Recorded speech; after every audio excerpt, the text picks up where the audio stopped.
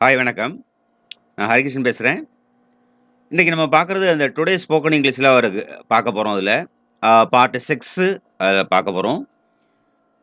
Part 5 வரைக்கும் நான் குடுத்துருக்கேன் நானு. இப்ப பார்ட் 6ல நம்ம என்ன பார்க்க போறோம்னாக்கா, நம்ம டே டு டே லைஃப்ல ஸ்போக்கன் பேசணும் அப்படின்னு ஒரு ஆர்வம் இருக்கணும். அதே இடத்துலயும் மனசுல மகிழ்ச்சியா இருந்தா அதில பேச ஆரம்பிக்கலாம். இத மைண்ட்ல அப்பப்ப ஏத்திக்கிட்டு, நீங்க பேசிட்டே இருந்தீங்கன்னாக்கா, உங்களுக்கு நல்லாருக்கும். இப்ப ஸ்கூல் போறவங்களுக்கு, ஆஃபீஸ் போறவங்களுக்கு, அ ஸ்டூடண்ட் பேசுறதுக்கு எல்லாத்துக்குமே அந்த இதுல பயனுள்ள வகையில இந்த ஸ்போக்கன் இருக்கும்னு நான் நெனைக்கிறேன். இப்ப அந்த ஸ்போக்கன்ல என்ன அப்படிங்கிற விஷயத்த நம்ம நார்மலா என்ன பேசப் போறோம் அப்படிங்கிறத அதுல பார்க்க போறோம்.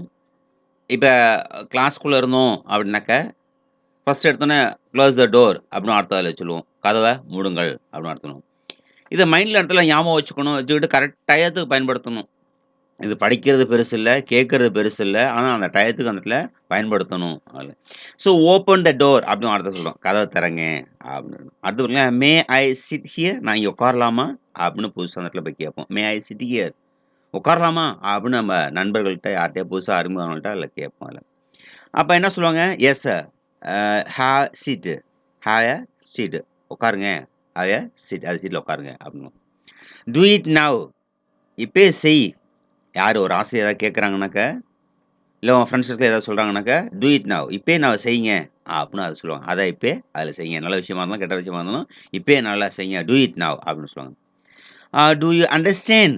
ஒரு பாடம் நடத்தும்பொழுது எடுத்தோனே கேள்வி கேட்பாங்க. உங்களுக்கு புரியுதா? Do you understand? அப்படின்னு ஒரு கொஸ்டின். இப்ப நம்மளே அந்த இடத்துல கேட்கலாம். ஏய் நான் என்னடா பேசுறேன் உன்ட்ட கேட்குதாடா? Two you understand? அப்படின்னு அர்த்தம். அடுத்து சொல்லுவாங்க, எஸ் ஐ அண்டர்ஸ்டாண்ட். எனக்கு நல்லா புரியுது. எஸ் ஐ அண்டர்ஸ்டாண்ட் அப்படின்னு அர்த்தம் அதில சொல்லுவோம். புரியல அப்படின்னாக்க அந்த இடத்துல நோ ஐ டோன்ட் அண்டர்ஸ்டாண்ட். இல்ல எனக்கு புரியல. அவர் என்ன பாடம் நடத்தினாரு? எனக்கு அது தெரியல. No I I I don't understand. எனக்கு புரியல. அப்படின்னு அர்த்தம் அதில சொல்லுவோம். ஸோ அடுத்து பாருங்களேன், ப்ளீஸ் கீப் சைலன்ஸ். அமைதியா இருங்க அப்படின்னும். Please keep silence. யாரு? தலைமை பண்புல உள்ளவங்க மட்டும் அந்த இடத்துல அதிகமா யூஸ் பண்ணுவாங்க. இல்ல அப்படின்னாக்கா ஃப்ரெண்ட்ஸ் சர்க்கிள்ல அந்த இடத்துல கீப் சைலன்ஸ் அப்படின்னு அர்த்தம் நம்மளே சொல்லிக்கலாம் அதுல. தயவு செய்து அமைதியா இருங்க அப்படின்னு சொல்லுவோம். அடுத்தது, டூ யூ வாண்ட் எனிதிங்? உங்களுக்கு வேற ஏதாவது வேண்டுமா? அப்படிங்க. Do you want anything? ஏதாவது வேண்டுமா? அப்படின்னு நம்ம கேட்கிறோம். பொருள் குடுத்துட்டோம். கேட்கிறோம். வேற ஏதாவது வேணுமா? அப்படின்னு அன்பா கேட்போம். Do you want anything? வேணுமா? அப்படின்னு.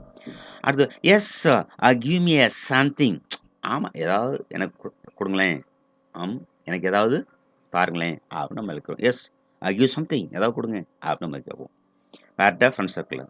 அடுத்து சொல்லுவோம். No I don't want anything. வேணாம்னாக்கா நம்ம என்ன சொல்லுவோம்? நோ, நோ அப்படின்னு சொல்லி பட்டோம். அப்படி இல்லைனாக்கா ஐ டோன்ட் வாண்ட் எனிதிங். எனக்கு எதுவுமே வேண்டாம் அப்படின்னு சொல்லுவோம் அத. அடுத்து பாருங்களேன், ஆர் யூ ஹேப்பி? நீங்க மகிழ்ச்சியா இருக்கீங்களா? அப்படின்னு நம்ம ஒரு கேள்வி கேட்போம். எஸ் ஐ அம் ஹேப்பி அப்படின்னு அர்த்தம் அதுல சொல்லுவோம். எடுத்தோனே கேட்போம் இல்லையா? Yes I am happy. மகிழ்ச்சி இல்ல அப்படின்னாக்கா no I am not happy. எனக்கு மகிழ்ச்சி இல்ல அப்படின்னு அர்த்தம் அதுல சொல்லுவோம். இது எங்க யூஸ் பண்ணுவோம்? இத கரெக்ட்டா அந்த இடத்துல ஞாபகம் வச்சுக்கிட்டு எந்தெந்த இடத்துல யூஸ் பண்ணுவோம், அந்த இடத்துல யூஸ் பண்ணுவோம். அடுத்தது, do you have a pen? உங்கள்ட்ட பேனா இருக்கிறதா? அப்படின்னு கிளாஸ் ரூம்ல ஏதாவது கேட்போம். இல்ல ஃப்ரெண்ட்ஸ் சர்க்கிள்ல கேட்போம். Do you have a pen? Pen ஏதாவது ஒரு பேனா இருக்கா? அப்படிங்குவோம். அடுத்து, yes I have a pen. என்ட்ட ஒரே ஒரு பேனா இருக்கு. எஸ் என்ட்ட ஒரு பேனா ஒண்ணு இருக்கு அப்படின்னு சொல்லுவோம். அடுத்து பேனா இல்ல அப்படின்னாக்கா, no I don't have a pen. என்ட்ட பேனா எதுவுமே இல்ல. வேற பேனா எதுவுமே என்ட்ட இல்ல. வேற ஒன்றுமே என்ட்ட இல்ல அப்படின்னு அர்த்தம் சொல்லுவோம். இது தமிழ், இங்கிலீஷ் உங்களுக்கு புரியணுங்கிறதுக்காண்டி அதில குடுத்துருக்கோம். அடுத்தது, கேன் யூ கம் டுமாரோ? நாளைக்கு நீங்க வருவீங்களா? Can you come tomorrow? நாளைக்கு வருவீங்களா? அப்படின்னு அர்த்தம். Yes I can come tomorrow. என்னால நாளைக்கு வர முடியும். I can come attend the tomorrow அப்படின்னு அர்த்தம் சொல்லுவோம். இல்லையா? அடுத்து பாருங்களேன், no I can't come tomorrow அப்படின்னு. நோ என்னால வர முடியாது. But I have function in my home அப்படின்னு சொல்லுவோம். எனக்கு வீட்ல ஒரு ஃபங்ஷன் இருக்கு அப்படின்னு நம்ம சொல்லுவோம். இல்லையா? ஸோ அது மாரி அடுத்து பாருங்களேன், டிட் யூ கோ தேர்? நேத்து அங்க போனீங்களா? அப்படின்னா, டிட் யூ கோ தேர்? நீங்க அங்க போனீங்களா? சென்றீங்களா? அப்படின்னு கேட்போம். போனீங்களா? சென்றீங்களா? அப்படின்னு கேட்போம். Yes I went then. I went them. ஆமா நேத்து நாங்க சாரி ஐ வென்ட் தேர். நான் நேத்து போனேன் அப்படின்னு அர்த்தம் சொல்லுவோம். I went there. நாங்க போனேன் அப்படின்னு.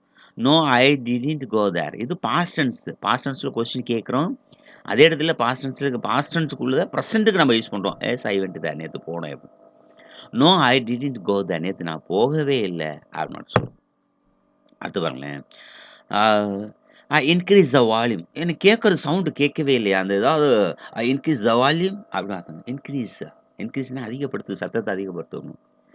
Degrees the volume. ஐயோ! சவுண்ட் அதிகமா இருக்கு. டிக்ரீஸ் த வால்யூம் அப்படின்னு நம்ம சொல்லுவோம். வால்யூம கம்மி பண்ணுங்கோ. அப்படி சத்தத்த குறைங்கோ அப்படின்னு சொல்லுவோம். You start first.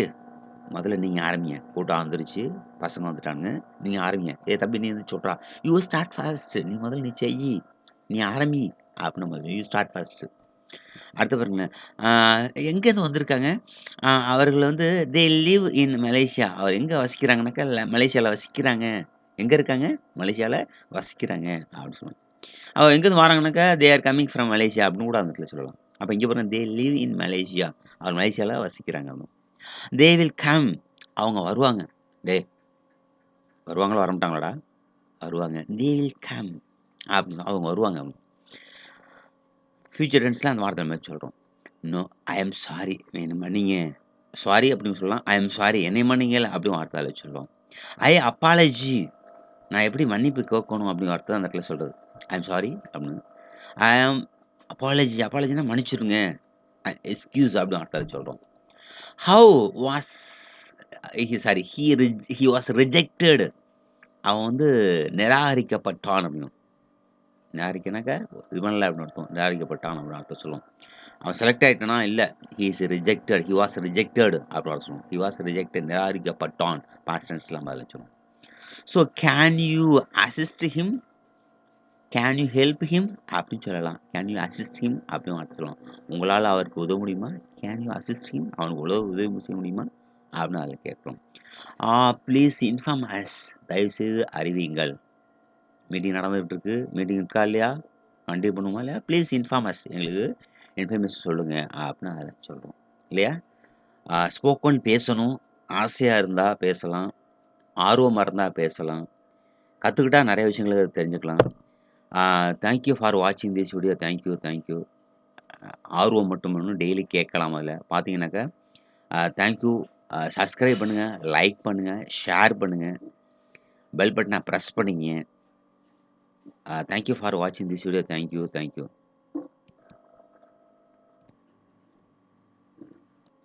Part 7 will be continued.